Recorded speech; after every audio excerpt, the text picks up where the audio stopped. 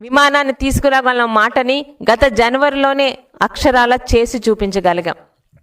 ఉత్తరాంధ్రలోని ఒక ఎయిర్పోర్ట్ రావడమే కాదు, ఆ ఎయిర్పోర్ట్కి అనుసంధానంగా మరి మానస ట్రస్ట్ ద్వారా దాదాపు 136 ఎకరాలలో aviation, aerospace and education defence హబ్ను తీసుకురాబోతున్నాం.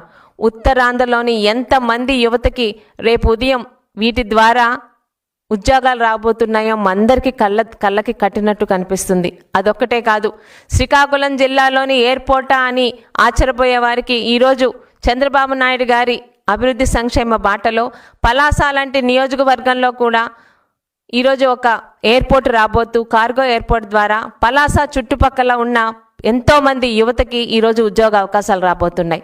ఒక వలసల జిల్లాగా పేరు పొందిన పలాసాని కానీ, శ్రీకాకుళం కానీ, అలాగే పలాసలో కానీ ఈరోజు ఇటువంటి అనేక మంది పరిశ్రమల ద్వారా కార్గో ఎయిర్పోర్ట్ వస్తే అది ఒక్కటే కాదండి, దాని చుట్టూ ఎన్నో రకాలుగా దానికి అనుబంధమైన పరిశ్రమలు